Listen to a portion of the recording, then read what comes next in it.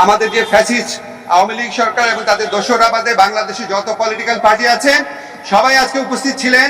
নানান মত পথ আদর্শের ভিন্নতা ছিল, কিন্তু সবাই একত্রে বাংলাদেশের সার্বভৌমত্ব, অস্তিত্ব, স্বাধীনতা এবং মর্যাদা রক্ষার প্রশ্নে সবাই ঐক্যবদ্ধ থাকার ঘোষণা দিয়েছেন এবং ঐক্যমত জানিয়েছেন।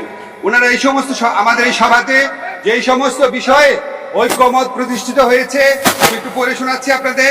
প্রথমেই ভারতে যে বাংলাদেশ বিরোধী বিভিন্ন তৎপরতা চলছে, বাংলাদেশের উপ হাই কমিশনে হামলা, বাংলাদেশ বিরোধী প্রচারণা, বাংলাদেশের অভ্যন্তরীণ ব্যাপারে হস্তক্ষেপ, এসবের তীব্র নিন্দা জানানো হয়েছে এবং ভারতের এই সমস্ত পদক্ষেপের বিরুদ্ধে বর্তমান সরকারের যে আত্মমর্যাদাশীল এবং সাহসী ভূমিকা তার প্রশংসা করা হয়েছে এবং সরকারের সাথে সলিডারিটি প্রকাশ করা হয়েছে।